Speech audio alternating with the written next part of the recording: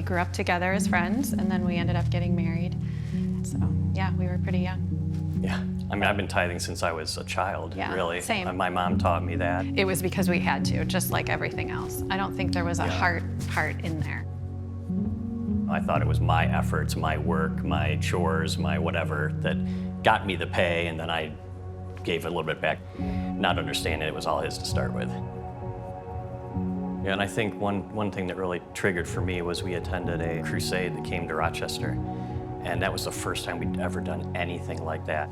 I know for me that was really big. That was kind of our turning point. I think going to that really opened our minds and our eyes and our heart to what the gospel was.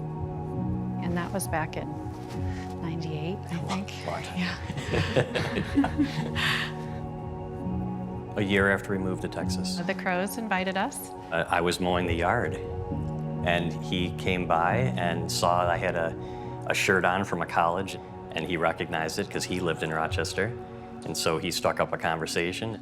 We're right down the street from each other. Would you let us just start a house church in our home, and they will be the pastors? And he was like, absolutely. And that's how it started. And that was almost 5 years ago. Yeah. God has built this great community Yeah. of just these amazing people that come from different backgrounds, different ages, different stages. Different races, life stages. It's been a blessing to us to have folks in our home that are learning about Christ. At the end of the day, we're all there for each other.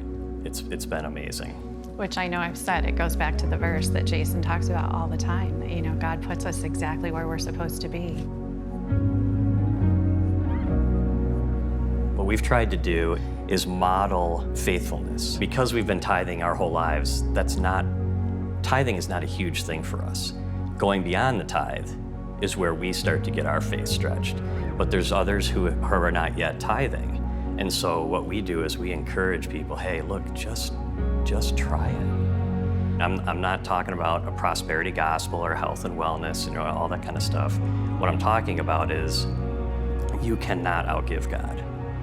And the fun part is trying to do it. Plenty of places where he said, don't test me. This is one place where he says, do test me.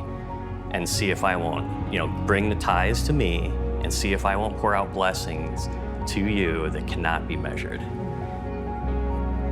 And our giving furthers the gospel. That's what I love about Church Project, simplicity for the sake of generosity, because you don't see that a lot anymore. And so the fact that we know that our gifts are going to specific things and it's very clear and transparent. You can't sit at Church Project and be idle. You just can't. It all comes down to the fact that Christ made the ultimate sacrifice for each one of us. And he died for all humanity. And so if he did that, and God's only asking us to give some small portion back to him, how can we not respond in kind?